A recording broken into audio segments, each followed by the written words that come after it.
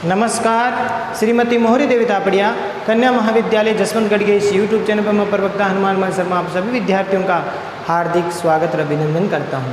प्यारे विद्यार्थियों, बीए प्रथम वर्ष की कक्षा में हिंदी साहित्य विषय के अंतर्गत हिंदी भाषा व साहित्य का इतिहास, उसमें हम महत्वपूर्ण प्रश्नोत्तरों को देख रहे हैं। प्यारे विद्यार्थियों, हिंदी भाषा व साहित्य का इतिहास जो आपका प्यारे विद्यार्थियों द्वितीय प्रश्न पत्र है, उसमें हम हिंदी साहित्य का इतिहास पढ़ रहे हैं और हिंदी साहित्य के अंतर्गत हम भक्ति काल से महत्वपूर्ण प्रश्न देख रहे हैं। और ये इस प्रश्न का दूसरा भाग है प्यारे विद्यार्थियों। और हमारा जो अत्यधिक महत्वपूर्ण प्रश्न है वो प्रश्न है भक्ति काल को हिंदी साहित्य का स्वर्ण युग क्यों कहा जाता है। भक्ति काल स्वर्ण युग पर एक निबंध लिखिए अथवा भक्ति काल हिंदी साहित्य का स्वर्ण युग है, इस कथन पर अपने मत को प्रकट कीजिए। तो प्यारे विद्यार्थियों, भक्ति काल को स्वर्ण युग कहने के समर्थन में जो मत हम कल से देख रहे हैं विगत वीडियो से, तो हमने अब तक है प्यारे विद्यार्थियों जो है 3 मतों को देख लिया है। अब आज हम देखते हैं अगला मत। प्यारे विद्यार्थियों, भक्ति काल को स्वर्ण युग कहने के पीछे कौन कौन से मत हैं, तो हमने कल शायद 2 मत देखे थे। आज हम तीसरा और चौथा जो मत है वो देखेंगे। प्यारे विद्यार्थियों, अगला जो मत है वो है मानववादी चेतना का परिष्कार। मानववादी चेतना का परिष्कार करना, परिमार्जन करना। भक्तिकालीन जो कवि थे उनका मूल उद्देश्य था अपने आराध्य और इष्ट की भक्ति के साथ साथ मानवतावादी जो चेतना है, मानववादी जो चेतना है उसको विकसित करना। मानव में प्रेम भावना का वो संचार करना चाहते थे। प्यारे विद्यार्थियों, इनके बारे में पढ़ते हैं। देखिए कि भक्ति काल के कवियों ने अपनी आस्था के कारण, अपनी ईश्वर के प्रति आस्था थी इन कवियों की। भक्ति काल के इन कवियों ने अपनी आस्था के कारण यद्यपि अपने अपने आराध्य के गुणों व लीलाओं का, जो भी अपने आराध्य हैं, अगर वो निर्गुण है तो निर्गुण ब्रह्म की उपासना है, अगर वह सगुण है तो वह राम या कृष्ण के उपासक थे। तो इस प्रकार से अपने अपने आराध्य के गुणों व लीलाओं का चित्रण, धार्मिक चेतना का प्रसार उन्होंने किया।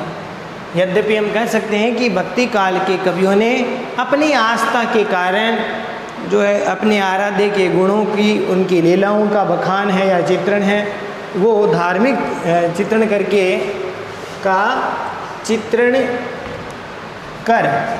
लीलाओं का चित्रण कर धार्मिक चेतना का प्रसार किया। प्यारे विद्यार्थियों, परंतु उन्होंने धर्म का संकुचित अर्थ नहीं लिया। ये बात बहुत बड़ी बात है कि उन्होंने, यानी इन भक्ति काल के संत कवियों ने, इन संतों जो कवि थे, भक्त कवि थे, इन्होंने धर्म का संकुचित अर्थ नहीं लिया। अर्थात केवल अपनी आराधना में, अपने आराध्य इष्ट की केवल स्तुति के बाद में ऐसा उनका भाव ये नहीं था कि केवल हमारी भक्ति भाव को माने, या फिर इस धर्म का जो संकुचित अर्थ है वो नहीं था कि केवल आराध्य की उपासना करना मात्र ही धर्म होता है। ऐसा संकुचित अर्थ उन्होंने नहीं लिया। उनका धर्म क्या था, तो उन्होंने प्यारे विद्यार्थियों धर्म के नाम पर मानव धर्म के तत्वों को ग्रहण किया। बहुत महत्वपूर्ण बात है प्यारे विद्यार्थियों। इन भक्त कवियों ने, उन्होंने का अर्थ यहाँ पर भक्त कवियों से है, 3 भक्त कवियों ने धर्म के नाम पर जो मानव धर्म है उनके तत्वों को ही ग्रहण किया। मानव धर्म के तत्वों को ग्रहण किया, ठीक है। तो धर्म के नाम पर मानव धर्म के तत्वों को ही ग्रहण किया। इस काल के भक्त कवियों ने सिद्ध और नाथ संप्रदाय, उस समय आदिकाल में हम पढ़ते हैं सिद्ध और नाथ संप्रदाय, सिद्ध 84 थे और नाथ 9 थे। तो इन सिद्धों और नाथ संप्रदाय के द्वारा जो भक्ति प्रसारित की गई थी, उपासना की पद्धति, साधना पद्धति जो प्रसारित की गई थी, उनमें जो अच्छी बातें थी, यानी उनमें अच्छी बातें क्या थी, वे उनसे प्रेरित होकर जो ऊंच नीच, समाज में ऊंच नीच, मानव है जाति के नाम पर ऊंच नीच की भावना, छुआछूत, वर्ग भेद इत्यादि विचारधाराओं को न मानने की बात को ग्रहण किया। क्योंकि सिद्ध और नाथों में अधिकतर जो संत कवि थे वो निम्न जाति के थे। तो उस समय जो जातिवादी जो परंपराएं थी, जाति भेद, ऊंच नीच, छुआछूत इत्यादि, इन सिद्धों और नाथों ने भी इसका घोर विरोध किया। वे साधना पद्धति में इस प्रकार की, भक्ति साधना पद्धति में इस प्रकार की बातों को स्थान नहीं देते हैं। वे इनका डट करके पुरजोर विरोध है वो करते हैं कि साधना पद्धति में, भक्ति पद्धति में कभी भी जाति आड़े नहीं आती, छुआछूत, वर्ग भेद इत्यादि नहीं करनी चाहिए। बस उन्हीं से, इन संतों भक्त कवियों ने भी यहीं से सिद्ध और नाथ संप्रदाय से प्रेरित होकर के ऊंच नीच, छुआछूत, वर्ग भेद आदि विचारधाराओं को न मानने की बात को ही ग्रहण किया। यानी जैसे इन संतों ने, सिद्धों और नाथों ने ऊंच नीच, छुआछूत और ये वर्ग भेद इत्यादि विचारधारा नहीं मानने की बात उन्होंने कही थी, यही बात है वो संतों ने भी मान ली, ग्रहण की। तो यहाँ तक समझ में आ गया प्यारे विद्यार्थियों। इसी प्रकार से वैष्णव संप्रदाय से ईश्वर भक्ति के लिए पूर्ण समर्पण भावना अपनाई। इन संत कवियों ने जो वैष्णव संप्रदाय उस समय प्रचलित था, उन वैष्णव संप्रदाय से ईश्वर के प्रति, ईश्वर की जो भक्ति के लिए पूर्ण जो समर्पण की भावना होनी चाहिए, ये बात कहाँ से ली? इन्होंने वैष्णव संप्रदाय से प्रेरित वो हुए और वैष्णव संप्रदाय से उन्होंने सीखा कि ईश्वर की भक्ति के लिए पूर्ण समर्पण भावना आवश्यक है। तो इस प्रकार से इन्होंने इनसे ग्रहण किया ये बात। संत काव्य में प्यारे विद्यार्थियों समाज सुधार के रूप में अगर बात करें, समाज के सुधारने के रूप की बात करें तो मानवतावादी पक्ष का सुंदर समावेश हुआ है। संत काव्य में समाज सुधार के रूप में देखिए मानवतावादी पक्ष का सुंदर समावेश हुआ है। कहने का तात्पर्य है कि समाज को सुधारने के साथ साथ मानवतावादी विचार वो रखते थे, यानी मानव के परस्पर प्रेम का, सद समानता का वो ध्यान देने की बात कहते थे। और इसीलिए प्यारे विद्यार्थियों संत काव्य में समाज सुधार के रूप में मानवतावादी पक्ष का सुंदर समावेश हुआ है। उधर अगर बात करें राम भक्ति काव्य धारा की, तो राम भक्ति काव्य में प्यारे विद्यार्थियों लोक मंगल की बात कही गई है। हमने विगत वीडियो में भी पढ़ा था कि राम भक्ति काव्य लोक मंगल का काव्य है, तो कृष्ण भक्ति काव्य लोक रंजन का काव्य है।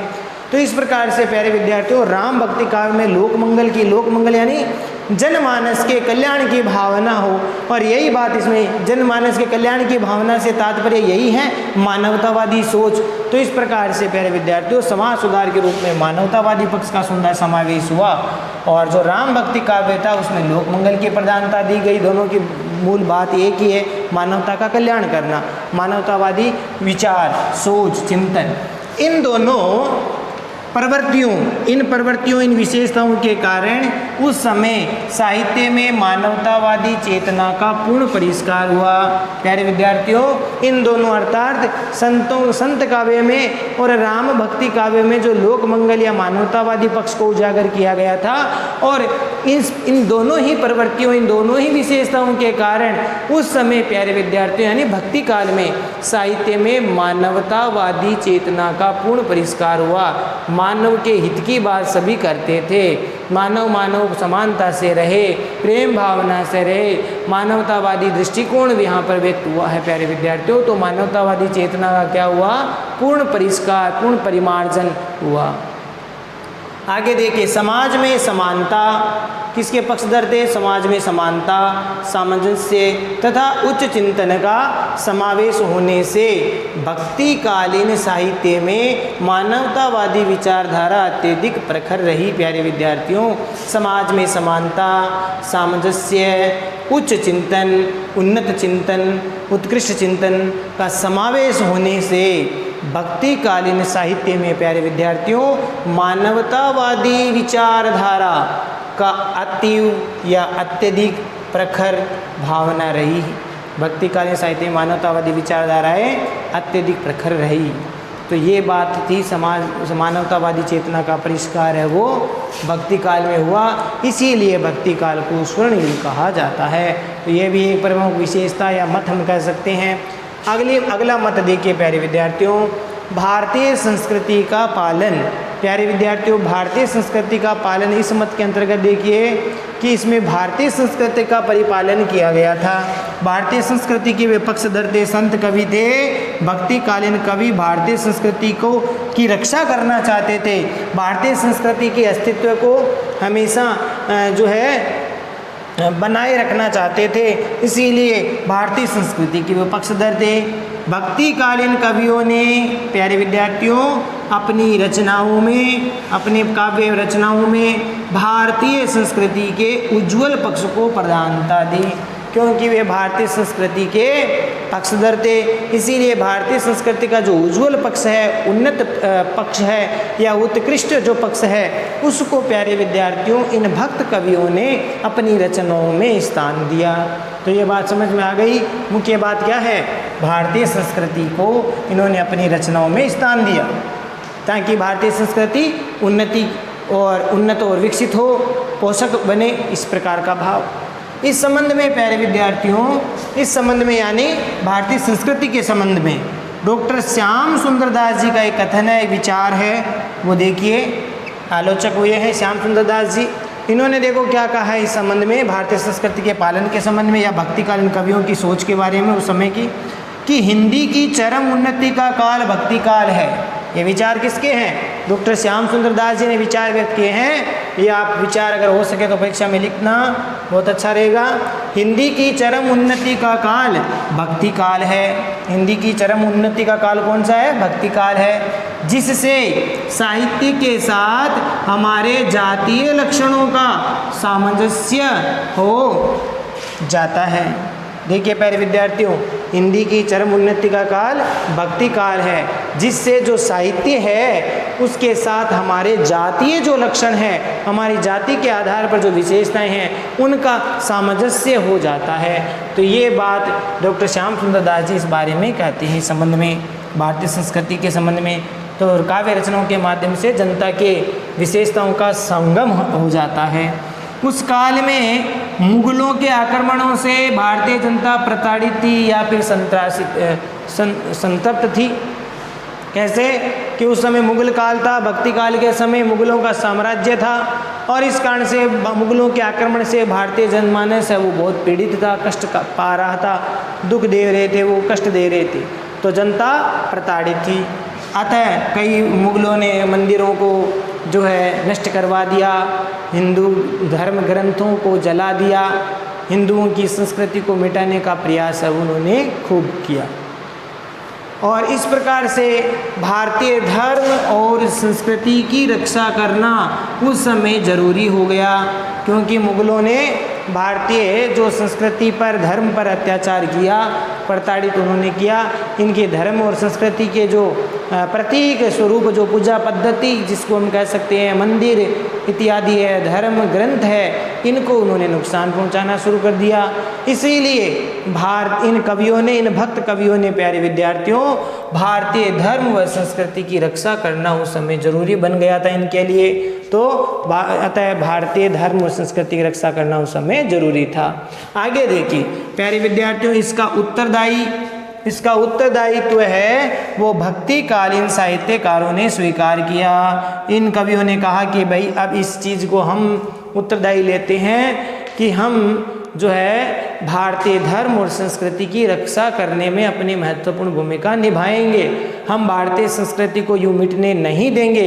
इसीलिए अपने साहित्य में इस प्रकार के धार्मिक जो हमारे ग्रंथ स्वरूप जो पद रचना अपने आराध्य के प्रति उन्होंने लिखी, भारतीय संस्कृति को सहेज करके उन्होंने अपने रचनाओं के माध्यम से जीवित रखा। तो भारतीय धर्म और संस्कृति की रक्षा करने का जो दायित्व है वो भक्तिकालीन साहित्यकारों ने स्वीकार किया।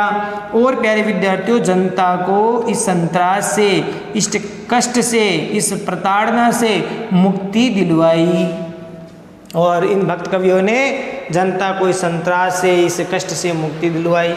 इस कारण प्यारे विद्यार्थियों, भक्तिकालीन साहित्य भारतीय संस्कृति व सनातन परंपराओं का पोषक था और उन्नतिकारी या उन्नयक हम कह सकते हैं। प्यारे विद्यार्थियों, इस प्रकार से हम कह सकते हैं कि भक्तिकालीन जो साहित्य रचा गया वो भारतीय संस्कृति और सनातन परंपराओं का पोषक और उन्नति कारी बना, उन्नेक बना, विकसित करने वाला बना। भारतीय संस्कृति और धर्म की रक्षा के लिए इन भक्त कवियों ने एक तरह से बेड़ा उठाया भारतीय संस्कृति और सनातन परंपराओं की रक्षा हेतु। और इसका प्रमाण अगर बात करें तो प्यारे विद्यार्थियों, इसका प्रमाण गोस्वामी तुलसीदास जी की अमर रचना रामचरितमानस को हम देख सकते हैं। ये भी मुगल काल में ही लिखा गया ग्रंथ है और इसमें तुलसीदास जी ने अपने आराध्य राम के चरित्र का उद्घाटन करके एक महाकाव्य की रचना की और इससे भारतीय धर्म संस्कृति की रक्षा है, यानी राम जिनके आधार हिंदू धर्म के आधार बन गए, जन जन तक इनका ग्रंथ है वो सुलभ हो गया और राम की भक्ति का प्रादुर्भाव जनमानस में हो गया। राम की आराधना, राम की भक्ति पद्धति का जो आधार है वो दृढ़ होता गया। तो इस प्रकार से ये तुलसीदास जी की अमर रचना हम रामचरितमानस को देख करके कह सकते हैं कि भाई ये उस काल में, मुगल काल में जब अत्याचार हो रहा था उस समय गोस्वामी तुलसीदास जी ने ये अमर रचना रच करके जन जन तक राम के चरित्र का जो है उद्घाटन किया, राम के चरित्र से समस्त जनमानस को जो है परिचित करवाया। रहीम, कबीरदास जी, रसखान इत्यादि जो कवि हैं, इन मुसलमान कवियों की मार्मिक अभिव्यक्तियाँ भी है, यानी इसका प्रमाण हम देखें तो तुलसीदास जी की रचना रामचरितमानस है, तो रहीम, कबीर और रसखान जैसे मुस्लिम या मुसलमान कवियों की मार्मिक अभिव्यक्तियाँ भी इसका प्रमाण है कि वो भी यही चाहते थे कि भारतीय धर्म और संस्कृति की रक्षा हो सके।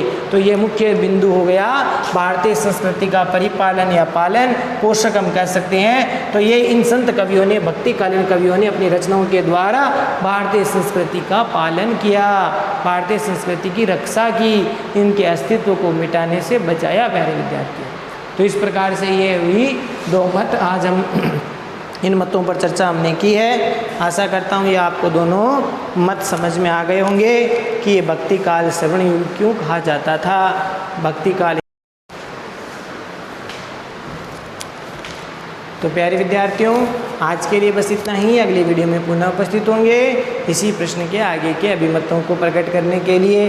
तब तक के लिए इन दोनों अभिमतों को, इन मतों को ठीक प्रकार से पढ़े, मानवतावादी चेतना का जो परिष्कार है और भारतीय संस्कृति का जो पालन है, इनको ठीक प्रकार से पढ़े, समझे और नोट्स बनाकर याद भी करें। चैनल को लाइक, शेयर और सब्सक्राइब कीजिए। जय भारत, जय हिंदी। धन्यवाद विद्यार्थियों।